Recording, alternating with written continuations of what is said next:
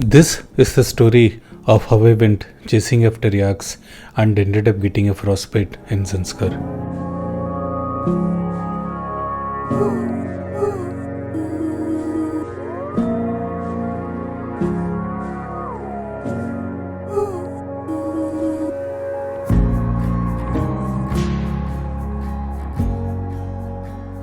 I was elated to be in Zanskar this winter. It was exciting to be in a completely new place with no prior planning and with the anticipation of untold adventures to come. Padum is located at the meeting point of the Stod and Lugnak rivers where they merge together to become the Zanskar. Every morning, just around sunrise, mist rises up from these rivers, covering the surrounding areas in a thick blanket of fog.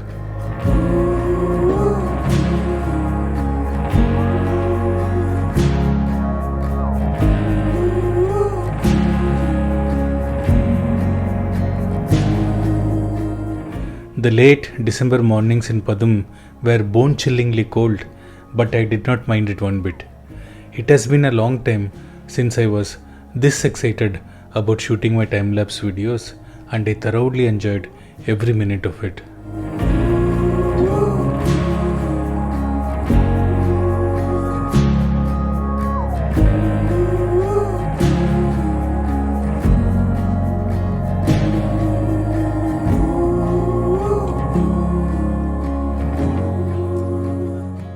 My first major trip in Zanskar was to the Stungde monastery.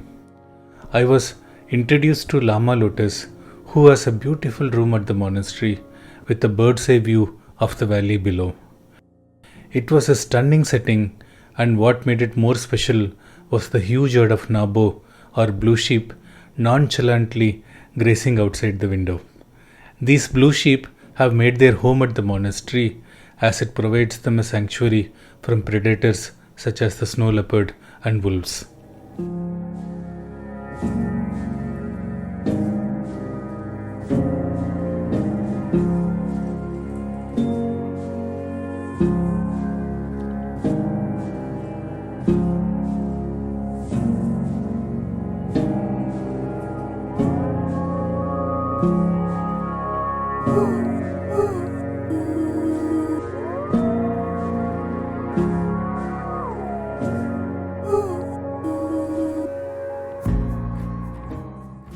As wonderful as it was staying at the monastery, I had more interesting things planned in the mountains above the monastery. I am camping outside the Stungde village, waiting for some villagers to bring the yaks back from the mountains.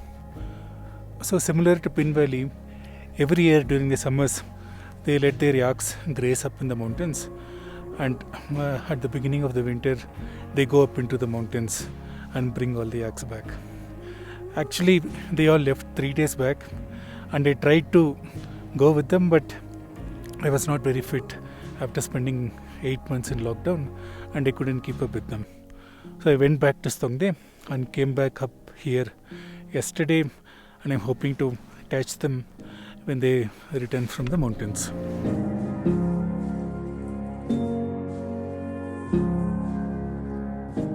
I was not aware at the time, but both my feet were frostbitten while I was making that little speech. I will talk more about the frostbite in a future video, but the frostbite probably happened on the first evening when I hiked up to the campsite. But I was unaware of the frostbite and spent a total of 3 nights and 4 days camping at that location, waiting for the villagers to return with the yaks from Shade. I could have gone back and waited at the monastery, but I enjoy camping a lot and prefer my alone time in nature. Silence, snow, and solitude are my 3 favorite things about being in the mountains.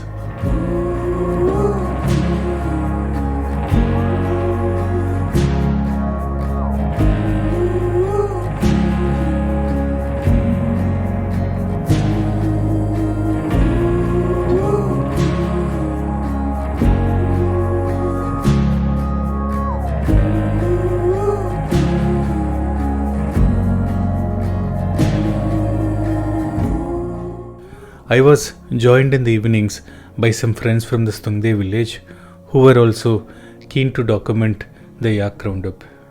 And we waited like this for 2 days, and finally on the third evening we spotted the yak herders crossing the Stungdila Pass and coming down towards us.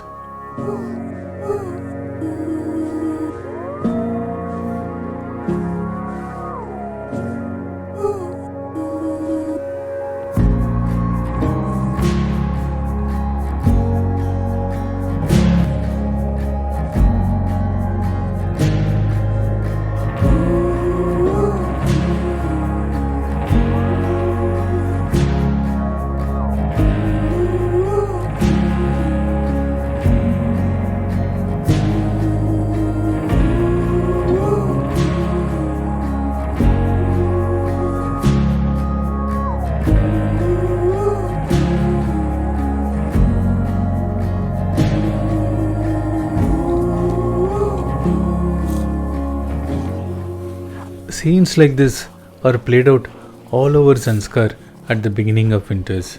Every village has their own area in the mountains for their yaks to graze in the summers. The yaks are left free to graze all summer, and the villagers only bring them back after the first heavy snowfall of the winter. It is hard work taking care of the yaks during winter. A lot of grass is required to feed them, and the number of animals a person keeps is directly dependent on the amount of grass that he or she is able to collect during the summer months. With Zanskar rapidly modernizing, most people do not have the time to collect grass and tend to their animals like they used to do in the past. Also, the usefulness of the yaks is reducing day by day, and people have less reasons to keep them now. The main job of the yaks in the olden days was to plough the fields during the start of the sowing season. But now, most of the villagers in Zanskar prefer to use tractors instead of their yaks and zoos. Cheap rubber and plastic shoes have replaced the jato, the traditional Zanskari shoes made with yak leather and wool. The same thing is happening to their clothes, dairy products, etc.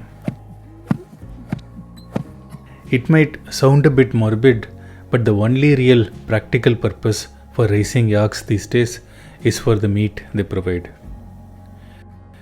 The number of yaks in Zanskar has gradually reduced over the years, and there is a very real possibility that events like this yak roundup in Stungde might disappear in a few years' time.